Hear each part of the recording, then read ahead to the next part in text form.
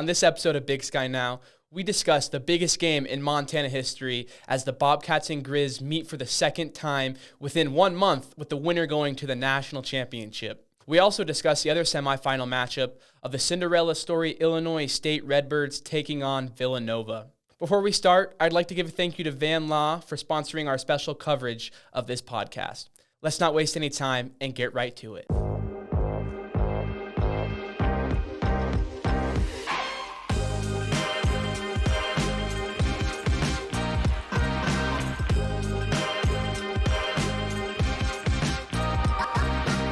Welcome back, everyone, to the Big Sky Now podcast. I am your host, Luke Schmit, and today on my panel, I have Daily Interlake sports editor Fritz Neighbor, Daily Interlake sports reporter John Allen, Coeur d'Alene Press sports editor Mark Nelke, and Columbia Basin Herald sports reporter Mike Maynard. And guys, we are one spoiled podcast because we are able to talk about a second Cat Griz meeting happening in Saturday, where you can call it the Brawl of the Wild Part 2, the Super Brawl, the Super Bowl of Montana, one of the biggest games ever in Montana history, if not the biggest. I'm super excited to be joined with you guys, and we will discuss that here in a little bit. We're going to talk about the quarterfinal matchups first, and then we will dive deep into the second meeting for Montana and Montana State. But without that, let's jump right into the Montana State game, where they won Friday against Stephen F. Austin. We saw Adam Jones rush for 114 yards. And senior Julius Davis rushed for 96 yards. Montana State won 44-28. I'm going to throw it to John first here. John, what were your thoughts on the Montana State victory and anything else you got for us? Yeah, well, I unfortunately wasn't able to watch this one live because basketball season's getting started up out here in Montana. So kind of caught up a little bit as well as I could after the game on Friday night. But the one thing I really noticed was just kind of honestly what I mentioned before is you can't let Montana State get out in front of you early on. You know, Stephen F. Austin had a good drive going on their first possession. They get down the field and then the fumble on third down, and Montana State drives right down the field, puts 7 on the board, and then Vidlac throws an interception on the next possession, and you know they're already behind the 8 ball. So I feel like Stephen F. Austin did a good job of rebounding after that. You know, they kept pace with Montana State through a lot of the second half. They tried to work it back. They got it to 24-14. It's just, you know, when you play in the chase game against the Cats, it's never going to work out in your favor too often. So one thing I will say is that Montana State racked up 227 yards on the ground, and it was a very good showing for them, of course, but early on, you could kind of tell that Stephen F. Austin's run defense was very solid. They did a good job of making Montana State kind of work for it on the ground. And then later on, you know, you got Julius Davis busted off that big run that should have been a touchdown, then got called back for taunting. 2 more runs later, they're in. So that was like 67 yards on the ground in just that one possession. So Montana State really did kind of rack it up late as well. And finished off when they got the Stephen F. Austin defense tired. But, you know, a good showing for Montana State, I think, after what was a lackluster performance against Yale, and one that they can definitely build on to go forward now against Montana. Are you totally right, John, about the offense? Montana State's 44 points was 27 more points than Stephen F. Austin's allowed all season. They were the third-ranked defense in the FCS going into this matchup, and overall, they had a 473 total yards, which was 200 more yards than Stephen F. Austin normally allows. So got to give credit to the offense there. And on the defensive side as well, Montana State played well. We saw Kenneth Eden had 3 sacks, 2 forced fumbles, and on the day he graduated at Montana State, and he's a Bozeman native. So really cool for that to happen to him. And then, of course, Caden Dowler gets another interception. Seems like it's a weekly thing now. And he extended his streak with at least 1 interception in the last 5 games. With a red zone interception, I should say. Fritz, talk to me what you thought about the victory for the Bobcats and, you know, how special this season's been for Dowler, Eden, and even Lamson and Davis, Jones, everyone. Yeah, I know. I mean, they've been pretty good all year. They started 0-2, as we will establish, and them and the Lumberjacks had come in on 11-game winning streaks, and pretty quickly it's 24-0. Not the biggest fan of the second fumble charged to Vidlac. You know, you get smoked by Kenan Iden 4. It's number 4 for Kenan Iden, for all the Idens. And, you know, the ball shot out forward, and they called a fumble and had a good return on it. And, you know, it just kind of got away from him. And as far as Dowler, you know, I was watching the game with former Griz sports information guy Dave Guffey, now retired. And I kind of made the comparison, the way Dollar's just been around the ball. It's kind of reminds you of Tim Houck when Tim Houck was playing for the Griz all those years ago. He just, yes, and a great athlete and a great tackler, but always seemed to be around the ball, be at the right place at the right time. And we're seeing that with Caden. That's 6 interceptions in the last 5 games. And I went back, I was watching, that's why I was a little bit delayed today. I was rewatching the game. I counted 5 drops by SFA receivers, and that's in the first half. And the one drop went straight to Caden Dowler for an interception. There's one where Vidlac, the former Griz QB, threw really hard on a dump off. So, there's another one where he had a really great fit on a ball on the sideline, and the receiver took a big hit and then hit his head on the ground and didn't catch it. So, but when it comes down to it, the Bobcat defense has just been stellar, rising to the occasion. A couple meaningless scores at the end, really, and then they just keep chugging along on offense, and eventually wear you down up front and get those big gash plays in the run game. Mark, I just want to jump it over to you. What were your thoughts about the Montana State victory? And then we'll jump over to the Montana game. Yeah, I mean, you wondered if they're the favorite to win it all. And I think there's that other team in the other part of Montana that might beg to differ too. So they might have something to say about it. Everybody's going to say the winner of this game is going to be the de facto national champion, and the title game is going to be a formality. I wouldn't want to make that mistake if I was either of those guys. Fritz talked about Dowler making that pick, and it was a nice play, but like he said, the ball was off the guy's hands, and if he caught the ball, I think it was 7-0 Montana State. And if he caught the ball, they probably would have went in and scored and tied it, and maybe that changes a lot of the first half. It isn't 24-0 before they finally get going. But Montana State obviously look better, like John said, than they did against Yale. Seemed like the key maybe is, they can run the ball, but Lamson's got to be able to throw the ball too, so they can't just stack up against the run. Yeah, Mark, and one thing that's jumped out for me when I was doing some research on Montana State this year is they've had 6 straight games where they've won the turnover margin. I think that's really important for them with their style of football and the way they're able to run the ball and control the clock. And during the current 12-game win streak, I also found there has been only one time they've been negative in the turnover margin, and that was in a blowout win against San Diego in their 3rd game of the season. So overall, Montana State has been able to take care of the ball really well, and as we can see, it's been paying off, and they've had quite a win streak. Let's jump over to the next game. We'll talk about Montana beating South Dakota State. With millions of viewers on ABC watching, Montana was able to punch their ticket to the semifinal round the 2nd time in 3 years. And it was a record-breaking win offensively for the Griz. Fritz, you were at this game. Talk to me what was like there. Is it last home game for Montana, and anything else you had to take away?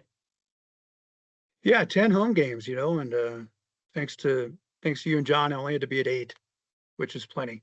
But, it was a great crowd. They announced attendance was 22. I don't know if it was quite that many, but it was loud, and there were eight false start penalties by the Coyotes, which is a lot. But other than the first 2, which came back to back ahead of a punt, South Dakota kept converting after those false starts. So the crowd bothered them, yeah, but the false starts themselves really didn't. The one penalty that really stuck out was there was a intentional grounding call against Aiden Bauman. And they ended up giving the ball on downs, and the Griz scored. I think 5 plays later, I think Wortham made another house call, one of his 3 touchdowns on the day. But if you flip that and you take away that, and you take into account that they gave the ball up on downs and then had the ball or got the score down to 2 scores, could have been even more interesting game. I thought it was kind of an interesting game. I think USD was talented. It's notable that their star running back went into concussion protocol after 2 carries in the second half. Neither carry looked like he got hit particularly hard, so maybe it was some residual from the first half when he ran really hard. But then the 2 guys that South Dakota brought in were bigger and strong and ran really hard. And I thought Wortham was good. I'm sorry, I thought Bauman was good. Wortham was great.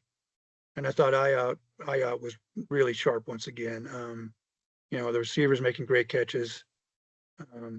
Not to mention Drew Deck having set a record punt return, 93 yards for postseason play, only 1 yard off the 94 yarders that Mark Mariani and Tuff Harris did for the Griz, which I saw both of them. That's how old I am. And but the receiving crew making great catch after great catch. Ayat being on time except for maybe one throw. And all that gives you a second straight 50 burger, even considering that South Dakota did a good job against Gilman in the run game by the Griz. Yeah, and like you said, Fritz, they 250 burgers in a row against South Dakota State. Montana's outscoring their opponents 102-51 so far in the playoffs. And just a little thing about Wortham, etched his name, like you said, a huge day for the Grizzlies in his record books. The senior had 201 yards in the air, 43 on the ground, 25 yards in the kick return for a monster 269 all-purpose yards game. So obviously, Ayat, Wortham, the offense is clicking. But I don't know if we've ever seen a Montana offense this explosive before. And that's going to leave me to John. I want to ask you, what are your thoughts on this offense and a legendary season from the Montana Grizzlies? Yeah, well, like we mentioned, 250 burgers back-to-back in the postseason. They had 449 yards of offense in this one. Ayat goes for over 300 again through the air. They talked about it last week in the broadcast too, if you were watching on ESPN Plus.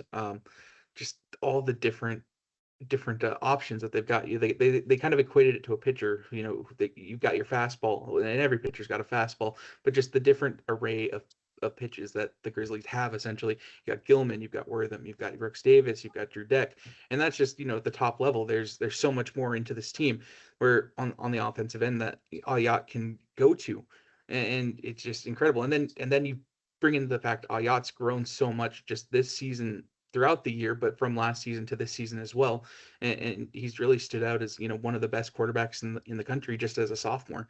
So it just, with all the options and stuff, it's one of those ones that you're going to look back at and just see, all the talent that this Grizz had and just how they will rank with some of those other offenses, like you've mentioned, that have had great seasons in the past. Fritz, any thoughts about what John said?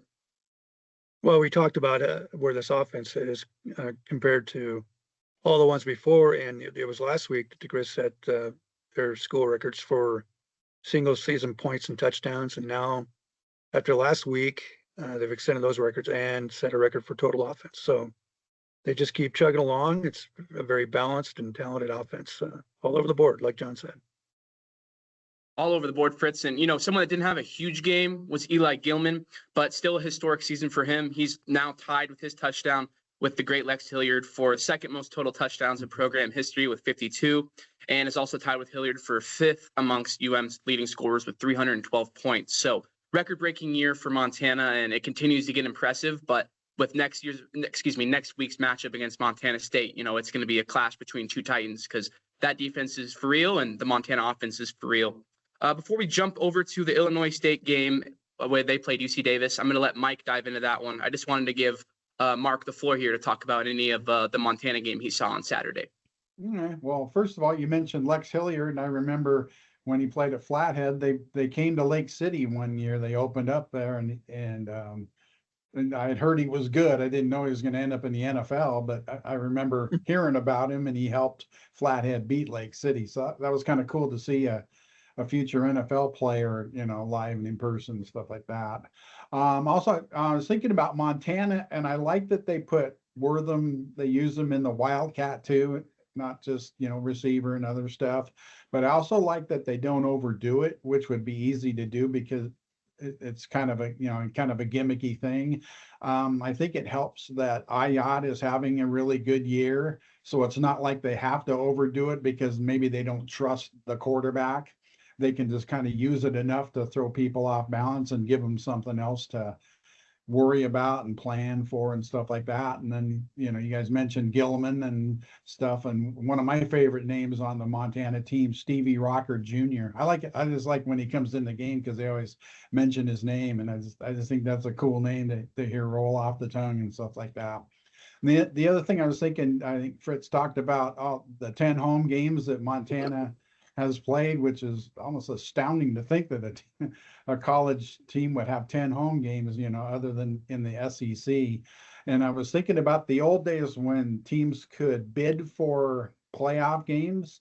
And I don't know if that would apply to a semifinal, and maybe Fritz could speak to that. But Montana used to bid for all these playoff games, and they'd end up playing all 3 games at home before they had to either go to the title game or they got eliminated. But I don't know in this case if they could do that again, or if the seedings would override trying to outbid Montana State. John, you have anything to add to that? I just kind of want to pop in and talk about I know Fritz kind of mentioned it with Drew Deck and his punt return, but how in the postseason Montana's punt return game just seems to step up. They had Bergen the last 2 years with, I think, 3 or 4 house calls during the playoff runs. And then you go back, and I think when the Griz played South Dakota State in 2009, Mark Mariani had a couple of big punt returns in that one. So it just seems like the special teams game for Montana has always stepped up here in the postseason as well. And I just kind of wanted to touch and give some credit onto that as well. Definitely, John. Like we saw with Bergen in their run to the national championship, how the way he's able to return the ball. It's a huge thing for how coach teams to make sure they're winning in the special teams. Fritz, I'll give you the last word on this game, and we'll jump over to the next one. Yeah. Oh, I kind of want to mention Drew Deck, just what a great return that was. He got those 2 blocks that kind of sealed the middle of the field. And then my favorite part is he got to the midfield, and it's 2 big numbers in front of him, and he just cut to the right and off he went. And at one point I said, well, he doesn't have enough speed to beat these 2 guys to the end zone. And then he beat those 2 guys to the end zone. So that was cool. As far as Mark mentioned with the bidding, that all started in '88 when the Grizzlies beat Idaho at home in Big Sky play, and then had to go to Idaho for a playoff game in the first round and got beat. And then after that, they started bidding and guaranteeing the NCAA a certain gate, which means a couple businessmen in Missoula had to write checks and say, if we don't get this many tickets, you can keep this money anyway. And so that kept going until now, and to these late days where everything is seeded through 1 through 12, I think, and that kind of takes us out of it. But I know in '95 when the Griz hosted the semifinals, everything kind of fell in place. They'd had a loss at Idaho during the regular season in '95, but then the teams that were seeded, the Griz are due to go on the road for the semis, kept getting beat.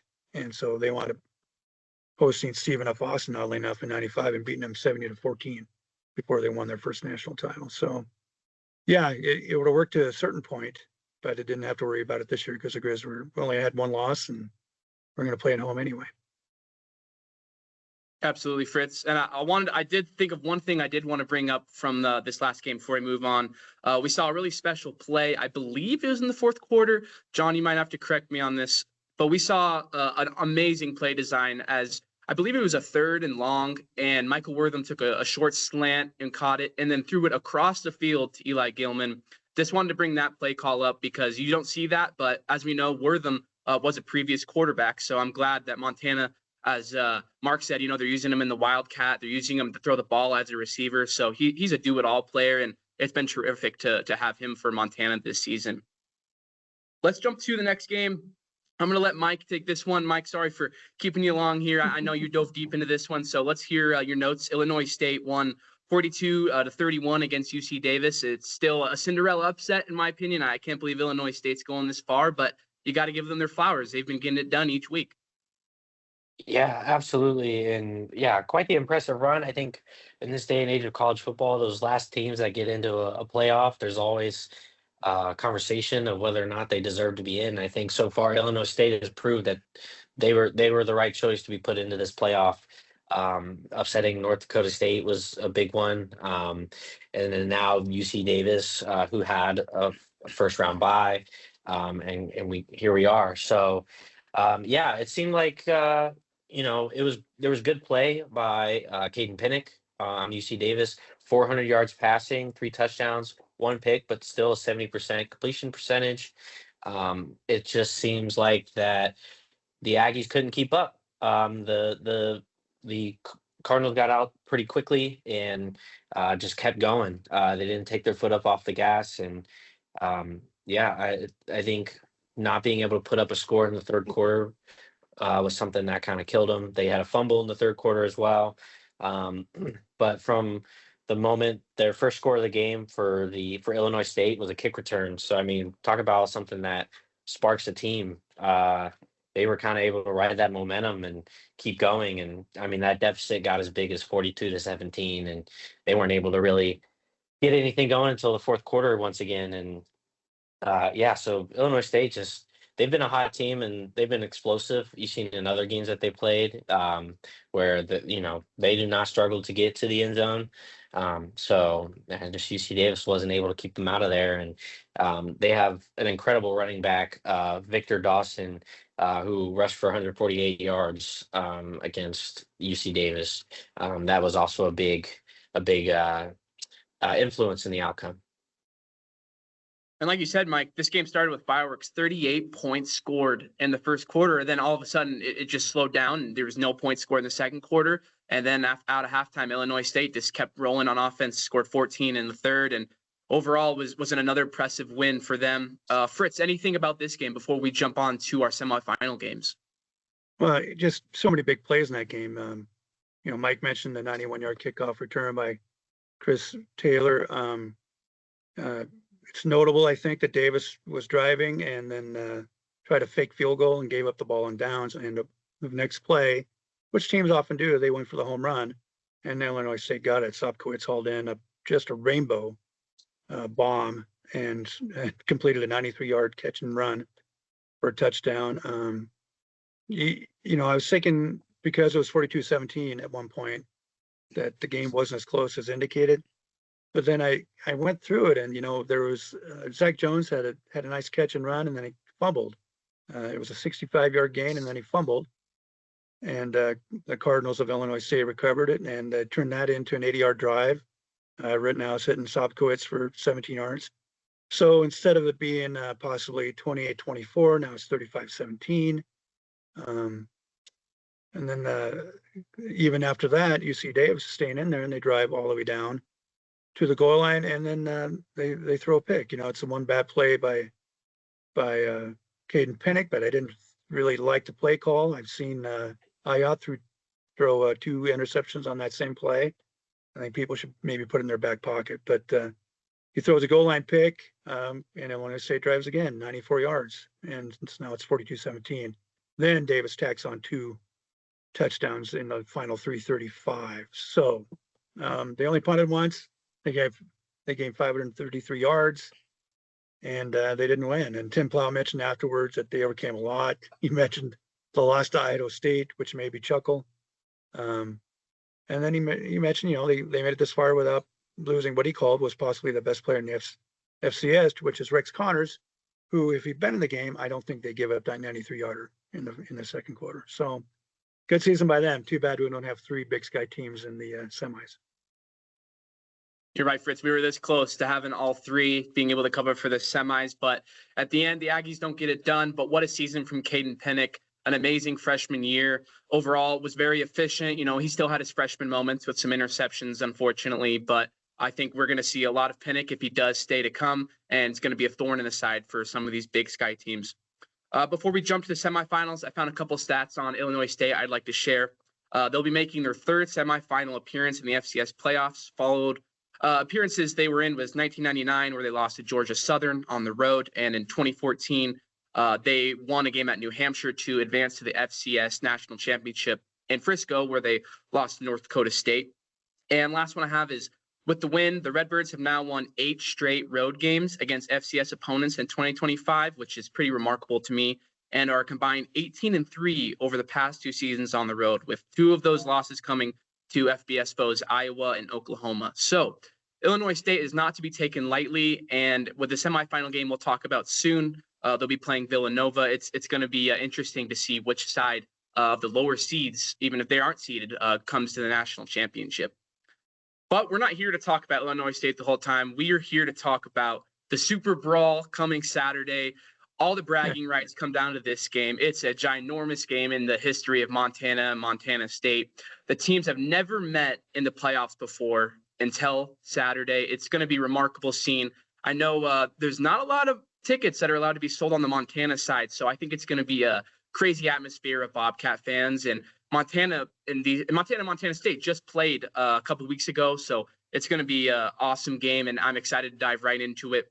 Montana State opened as heavy favorites, but it's shifted a little bit. The line's gone from about 5.5 points to 3.5. So I think this game could go either way. I can make an argument for both sides. But before I give any of my arguments, I want to give it the floor to John here. John, let's hear your thoughts on, in my opinion, the biggest football game in Montana history. Yeah, you kind of touched there on the line. From what I had seen from some sources, I want to say nationally, it was 3.5 where it opened with Montana State as favorites, which I think being in Bozeman, it gives the Griz a lot more of a fighting chance on the lines there. I think the Cats were 2.5-point favorites when they played in Missoula a few weeks ago, so that kind of shifts. You get into home and away. I think usually it's about 6 points. You'd go 3 either way from a neutral site. So yeah, so a little bit more respect given to the Griz on the betting lines initially. As for this game, I mean, you've kind of mentioned it, the Super Brawl, the biggest brawl we've ever seen in this state before. And you know, I think that there's no other game in terms of pre-game hype that will ever match this one, unless maybe they meet in a national championship game someday, which you could argue that they should have been in that situation this year as well. But yeah, I mean, this game, I think looking back on it, is going to equal up to hype as some of the games like the Cats ending the streak, 2018 and Bozeman for Montana State getting that win. Just some of these massive games in history that have gone down in here. And honestly, I'm just looking at Twitter before we started this, or X, whatever you want to call it nowadays. And Greg Rackhack was posting, just kind of asking where this ranks in terms of all sports in the state of Montana. And he even went back to 1923 when Jack Dempsey fought the World Heavyweight Championship in Shelby, Montana. So like, this is a game that's up there amongst the greatest sports events in the history of this state. So I think that the fans are excited on both sides of this. They're ready for Saturday to go on. I think it's going to be a great game. I think it might even be a better game than what we saw in Missoula earlier this year. Mark kind of mentioned at the beginning, you don't really want to call it a pseudo national title game, but if the team that wins this weekend goes on to win in Nashville, you're going to look back on this one and say that's the game that decided who won this national title.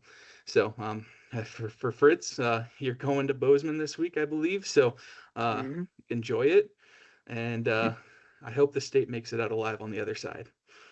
It's going to be a chaotic day in Bozeman, and even in Missoula. The game's not in Missoula, but I'm sure it's going to be all over every TV you can find in this state. Fritz, I know you've got a lot to touch on this game. You'll be there. I envy you. That is amazing. I can't believe you get to watch such a historic matchup, and you deserve it through all your years of hard work. So let's hear what you got. Well, first of all, a little aside, Greg Rackhack was once upon a time a newly hired sports clerk at the Billings Gazette when I was there. And we had a hard time with Rackhack, so we just started calling him Rock Chuck, and now it's just Chuck. So just call him Chuck, John, from now on. I think when you look at the Super Brawl, as it's already been dubbed, one thing I note is it's tough to beat a team twice, a good team twice, which the Griz are. This was supposed to happen 2 years ago, and then NDSU goofed it up for everybody by blocking an extra point in Bozeman to advance to the semifinals, and the Griz beat them in double OT. And I think this game is going to be every bit as intense and close. A couple things stuck with me from the first time around. Ayat at quarterback threw under the sticks all day. They weren't able to spread the field. Credit to Montana State's defense too, but you know, as we've mentioned more than once, there's quite a few weapons on the Grizzly side of the offense. And if they had a subpar game offensively in the last 4 months, are we up to now? That was one. You know, I just think that, well, another thing that Bobby Houck mentioned after that game is they kept it pretty vanilla on defense. So, you know, maybe the Bobcats didn't see all they were going to see from Bobby Houck's defense. I give that a little bit of credence because Bobby mentioned more than once heading into the first brawl that he thought they would see each other again, and now they're going to see each other again.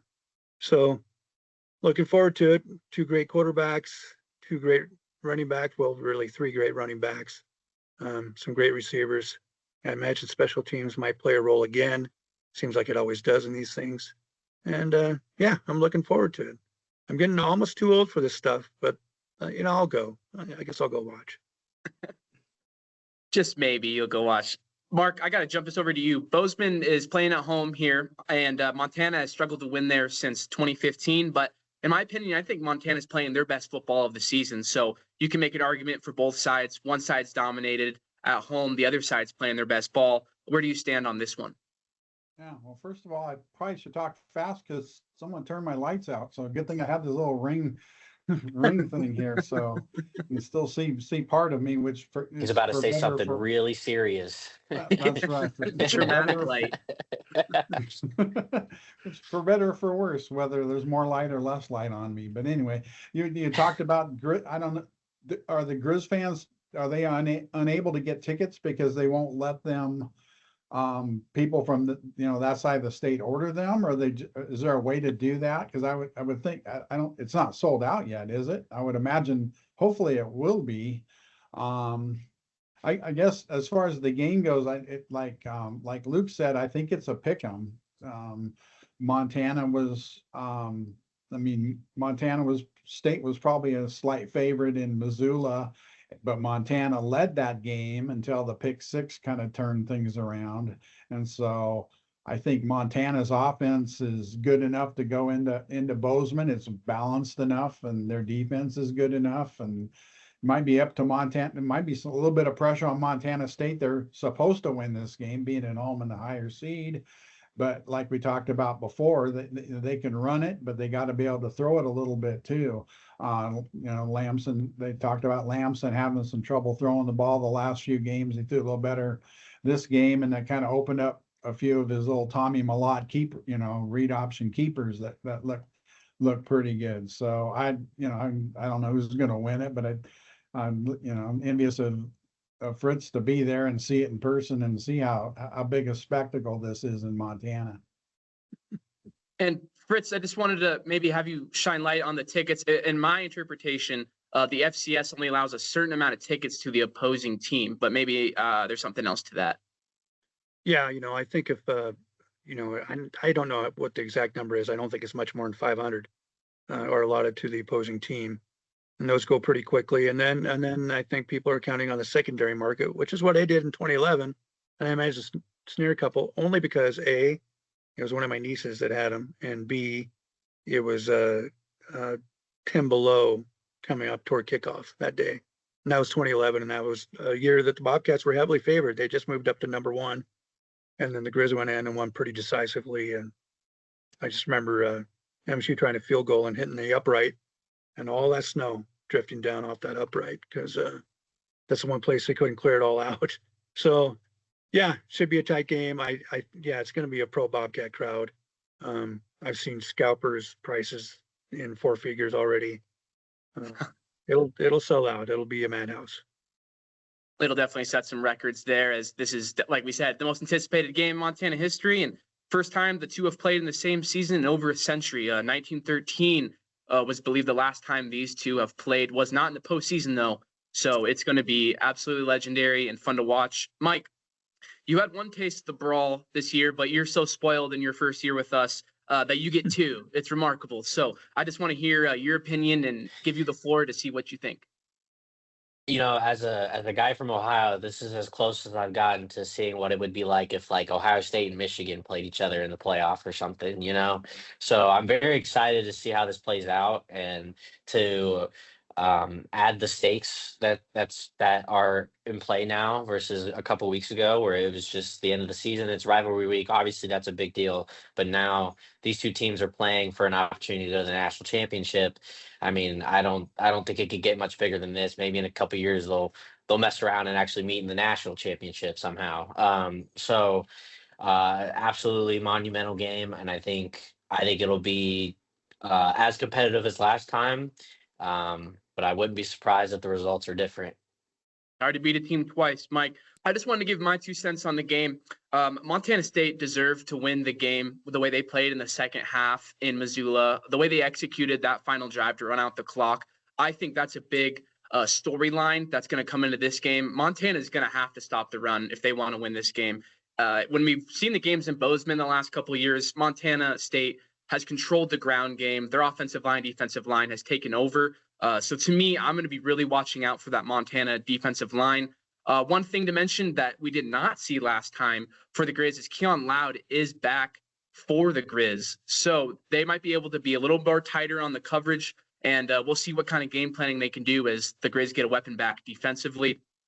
Houck's press conference today, I just wanted to bring up, he said they're a little banged up. You know, Montana's played 2 very physical teams. South Dakota and South Dakota State are no breeze. So they're recovering from their bruises. And Coach Houck talked about how this week they might need to be a little light to start the week and see how it kind of goes. So I just wanted to mention that. So that could play a factor as well. And I think, as we could say with any playoff game, you know, I think special teams and field position is going to be ginormous for this game. With such a tight impact, any turnovers is going to impact the game. Who gets the ball on the 10-yard line to start versus who gets the ball on the 40-yard line to start is going to be a huge difference to me. And I think a huge key is, one, like I said, the defensive line for Montana, but then we have the 2 Titans fighting as the Montana historic offense versus Montana State's historic defense with Caden Dowler, Kenneth Eden. I think whoever wins that matchup as well is going to be huge. And the favorite goes a little bit to Bozeman with the atmosphere. If Montana makes any plays where they turn the ball over or incomplete pass, you know that place is going to be rocking. So I'm not 100%. I can give you an exact what's going to happen, but I do know it's going to be one of the loudest stadiums maybe ever heard. I know Montana gets very loud at Washington Grizzly, but you know, I can't imagine how loud Cats fans are going to be. So very excited to watch this game. But when we wrap up after the next game, you know, I do actually kind of want to get your guys' opinion on who you think wins. It's not an official pick segment, but I do want to get your opinion. We'll finish it out with that. Let's jump to our last game here. Nobody saw this coming. Illinois State is going to Villanova in the other semifinal game. Mike, what do you think about this one? Yeah, this is going to be quite a game. I think when looking at Villanova, this is a team that can adapt to the opponent that they have. I've doing my research. You know, I've seen them win games where they put up 30 points or more in shootouts or decisive wins. Or just last week they won 14-7. Obviously, kind of a slower pace of game, maybe more defensive heavy. So. I'm pretty confident in Villanova's ability to maybe adapt to Illinois State style of play. But also, I'm interested in the QB battle here. Both have really decent completion percentages. Illinois State's having a 65% completion percentage, while Villanova's has a 60%. So that's going to be an interesting battle to watch. Who's going to be more accurate? Who's going to make less mistakes? I believe Illinois State has 11 interceptions on the year, while Villanova's has 3. So it really is going to be important to be sharp and disciplined in that regard. Illinois State's running back, once again, Victor Dawson, has over 1,000 yards rushing on the ground this year, and was an absolute game breaker last week against UC Davis. So I'm sure that's like a key part of Villanova's game plan as they prepare for this game, is they're going to need to take out that running back, eliminate him from any sort of production for Illinois State in order to win. It was funny that you mentioned stats earlier, Luke. I was actually looking at a few that actually caught my eye. Illinois State is actually successful 62% of the time on 4th down. Now, it doesn't say how often they go for it on 4th down, but it shows that they're willing to do it and they're pretty good at it. So if I'm Villanova, don't let them get into positions where they're gonna make that call, because that in the right moment that could very well change the outcome of the game. And another one is they're 83% overall in the red zone. This is including field goals as well. So very successful rate once they get past that 50-yard line. They're getting in that red zone area. Very successful getting points on the board. So it's no surprise that they've stunned a lot of teams thus far, because they know how to score, and I think they've just leaned on what they know, what they do best, and this team clearly has their identity. So if you can disrupt some of that, I like Villanova's odds, but I also wouldn't be surprised if I see Illinois State come out the other side on this one. So, bottom line is who can move the ball the best and who's going to make the least amount of mistakes. You're totally right, Mike. And one thing about what you said is, one, they're good on fourth down, as I also saw, but they go for it a lot on fourth down. So they are very aggressive team. I think that could have been a reason why they beat North Dakota State as well, as they have no fear. They're going to go for it and they believe in their guys. Fritz, I want to ask you, is this the craziest FCS playoffs you've seen with the amount of underdogs winning in this semifinal matchup we're going to have to watch? Excuse me. Yeah, well, you make it sound we're being punished. No, I'm looking forward to watching that. Hopefully, while I'm banging out copy on the Super Brawl. One that comes to mind is Colgate advanced all the way to the title game in 2003 and then got just beat like a drum by Delaware. I think it was 2003, 40-0. Patriot League, Lehigh and Lafayette are usually the winners there, but Colgate came up and kept upsetting people. Who knew that Illinois State was going to be the last one standing out of the Missouri Valley Football Conference? Yeah. And one of the, as John mentioned, one of the last four into the 24-team field. They won 4 road games, or is it 3? I can't remember. They're all kind of blending together. Yeah, and both teams were on the road last week. And I think this might be the craziest one. I think I mentioned before the Griz hosting their first semifinal in '95. That was kind of a case where everything kind of fell in place for them. So there were some upsets. There's upsets every year, but I haven't seen this many road teams win. And then you're looking at the Griz, who need to win a road game this week, and I think they only really have one legit road game playoff win to their credit. 2 if you count the '95 title game, which was played on Marshall's home field against Marshall, but unlike this week, there was a lot more tickets available to Griz fans. And then in 2008, the Griz went to top-rated JMU and beat the Dukes in just a wild game, one of the best ones I've ever seen. And I'd like to mention that because it's kind of cautionary, because you thought, or I think a lot of people thought, once they won that game, they would roll against whoever won between Richmond and Northern Iowa. Richmond won their semifinal on the road, and then the Griz just came out and didn't play very well. And Richmond had a guy get like 4 sacks and wound up playing in the NFL and beat the Griz 24-7. So yeah, whoever wins the semifinal, and the Cats are favored for a reason. They're really good. You can't think the job is done there. There's another game to play after this one.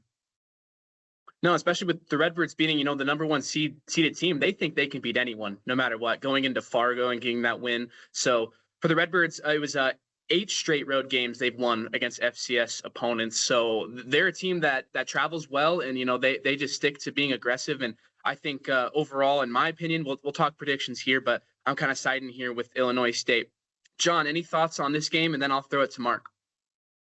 Yeah, you mentioned the 8 straight road wins against FCS opponents for Illinois State. In that mix, though, they have a very nasty home loss, 37-7 to a Southern Illinois team that was not very good. So that can also weigh in on maybe just a rally point for this team, as how they've picked it up down the stretch and pulled off some upsets. On the other hand, Villanova's come in very good.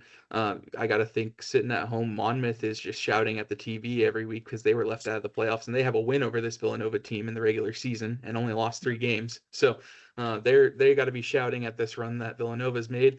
As for on the field, I think it's going to be a good one. It's going to be one that I feel like it's going to be a pick 'em as well. Both teams are coming in playing really great football right now, and just it's going to be whoever comes out on Saturday plays the best. It's how it should be. Mark, before we give any predictions here, is there anything we forgot to mention or anything you wanted to bring up?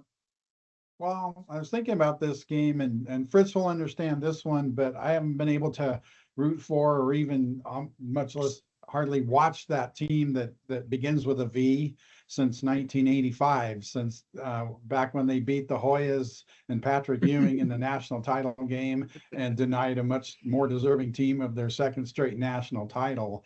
That was a great run the Hoyas were on, 3 title games in 4 years. And I know they only got 1 title, but they should have got 2 because they had a better team in '85 than in '84. You guys Google it. You would think you would think 40 years is a long time to carry a grudge, but no. It's still, I flip over to the game and I'm seeing they're playing and it's like, you know, I remember when they beat North Carolina in the 17 title game, it's still, you know, I just got up and left, you know, when that guy hit the game winning shot, it was like, you know, oh, not again. So, but anyway, back to 2025. I would say Montana State fans and Montana fans, we talked about that before. Whoever wins this game, don't just assume that was the national title game, because that would be a big mistake. Obviously, Illinois State, we talked about, they beat North Dakota State and they won at UC Davis. It would be and that other team that I can't remember what their name is, starts with a V, beat a 5 seed and a 4 seed on the road. And it would be a shame looking back for Montana or Montana State, whoever wins this game, to look back and if they lose the title game and go, you know, we kind of overlooked those guys. We thought we'd won it once we beat the other Montana team. So that would, which happens. I guess the good thing about this one is there's 2 weeks and 2 days between the semifinals and the title game. So you got a little more time to kind of put this one away and get ready for the next one. If they had to come back and play the title game next week, maybe it's a little harder to put this one behind and get up for. But I would be concerned about that if I was Montana or Montana State, that, hey, we won the Super Brawl or whatever you call it, but you still got one more game to win. You can't sleep on these teams. Any team has a chance any given game, and I think you're totally spot on, Mark. Let's make some prediction, guys, and we'll get out of here. And then next time we talk, we will know what the national championship game is. Fritz, let's hear your winner for the Super Brawl and the other semifinal game. What are you thinking? Well, I'm kind of picking. I'll tell you why. I'm going to pick the Griz and Villanova, and I'll tell you why. Because it's kind of it would complete kind of a revenge tour for Bobby Houck and the Grizzlies, who in 2009 had a great team and lost to Villanova in a one-score game in the national title game. And this year they've lost to the Bobcats, so they get the chance at them. And the first game they had, they vanquished South Dakota State, which beat them in the 23 title game. So barring an appearance by Richmond at this late juncture, that's our revenge tour. And I think that's how it could turn up. I know the Bobcats are favored, and there's good reason why, but I'll go with the Griz and the Villanova Wildcats in the semis. It's hard to beat a team twice, Fritz, and we'll definitely see Saturday if that's the case. Mike, I wanted to mention this to you because you Ohio State fan, obviously. After Montana lost to the Bobcats a couple weeks ago, Bobby Houck brought up Ohio State and how that loss Ohio State had to Michigan last year really gave them momentum throughout the playoffs, and they played with a fire. And I want to ask you if that's kind of a similar case. I know they didn't play Michigan again in the playoffs, but just talk to me, what you're thinking about that and your prediction for the other semifinal. Yeah, I mean, if for anybody that watched last year, I mean, if you watched that game and then you watched the run that Ohio State went on, I mean, any Ohio State fan, including myself, I was like, where the heck was this 2 weeks ago? This style of play, the way that they played completely changed. So, I'm betting if that team had another opportunity that in that playoff, they would have jumped at it. So, Montana's in a really great position to not only come at this game a little differently. They know how last time went. They know what didn't work and what did, and how they can adapt and adjust some things. And yeah, it's hard to beat the same team twice. And so I wouldn't be surprised to see the Griz shake some things up and come out differently. Try to surprise them somehow. I imagine they've really sat in the film room and watched tape and took their notes, and hopefully they're very detail oriented this time around. So yeah, I could see the comparisons for sure. And you don't get an opportunity like this very often in football, especially in the circumstances that we find ourselves in. So yeah, I definitely see the comparisons. And then just your pick for the Nova Illinois State game. Yeah, give me Illinois State. I love an underdog. I'll have to admit it. So Give me Illinois State and the Griz in the national championship. John, I'm gonna jump to you. I know you and I went to Missoula, so making a prediction is hard for us to completely say or figure out bias, non-bias, all of that. So just tell me how you're feeling. No bias in it. Just give me what you think about the Montana game and the other semifinal. Yeah, well, what I'm feeling right now is that, after last week, both teams are playing their best football, if not best football of the season, equal to their best football that they have played. Montana State really picked it up after the Yale game. Being at home, it's going to be a very difficult situation for Montana to come in, get a win. Like you mentioned earlier, they haven't won in Bozeman since 2015. So the mountain's already there in front of them. They've got to climb up, and you got to knock off the champs to reach the top of the mountain. So not that Montana State's champs or anything in this sense yet, but they beat them 5 weeks ago in Missoula. So the odds are stacked against them from the start. As for the Griz, defensively, their run defense is playing incredible in this postseason. I think they've given up less than 200 yards between the two games, and including last week against the nation's leading rusher. So that's always a great sign for them. And so if they can shut down or limit Davis and Adam Jones, it'll bode well and kind of force Lamson to use his arm. That's where you get into another situation with the Griz secondary. Kyle Loud being back helps out a lot in that situation as well. So it's really hard for me to pick in this one. I think I'm going to go with Montana State for one reason, and that's because since 2016, home teams have not lost in the semifinal. In 2016, both home teams lost. Since then, home teams are 16-0 in the semifinals. So I'm going to go with Montana State over Montana for that reason. As for the other one, it's another tough one for me in that one as well. I think I'm going to go with Illinois State. I think they've found their stride at the right time of year. They've got some big wins. They've got momentum. I think that they can keep it going at Villanova. Finally, Mark, let's hear your thoughts on the two semifinal games, and I'll give my 2 cents, and we will get out of here. All righty. Well, sorry, Mike, the Ohio State fan, but I've been a Michigan fan, at least in recent years. And I really liked it a few years ago when Michigan could beat Ohio State and knock them out of the playoff. Last year, they still got into the playoff and it didn't matter. So it wasn't as enjoyable a win. But even despite the scandals, I've remained a Michigan fan. As far as this other game with Montana, just in the time we've all been talking, I've been going back and forth. Logic would say Montana State, they're at home. They got the advantage, but like you guys said, it's hard to beat a team like that twice. I like the Griz's balance on offense, maybe a little more than Montana State's. We'll see if they can stop Montana State. I think Washington Grizzly Stadium's a little more of a home field advantage than Bozeman is, but it's close, I would think. I guess lastly, I would pick the Griz, maybe because there's a lot more people over here that are pulling for the Griz. There is not a lot of Montana State fans over here. That we picked up a few more when Jeff Choate went over there. And I think maybe he deserves a little more credit than he's getting he kind of got them elevated to the point where they were a playoff team, and now Vegan's taking them to the next level or the next 2 levels up. But I think let's give Jeff Choate a little pat on the back for getting Montana State on the way to this level. But I'm going to take the Griz, and you're going to ask me who I'm going to take in the other game, and you can guess who I'm not going to take. So you just write down Illinois State, and hopefully we'll see them in Nashville. Mark, that's why we love you. We definitely know which side you're going for there.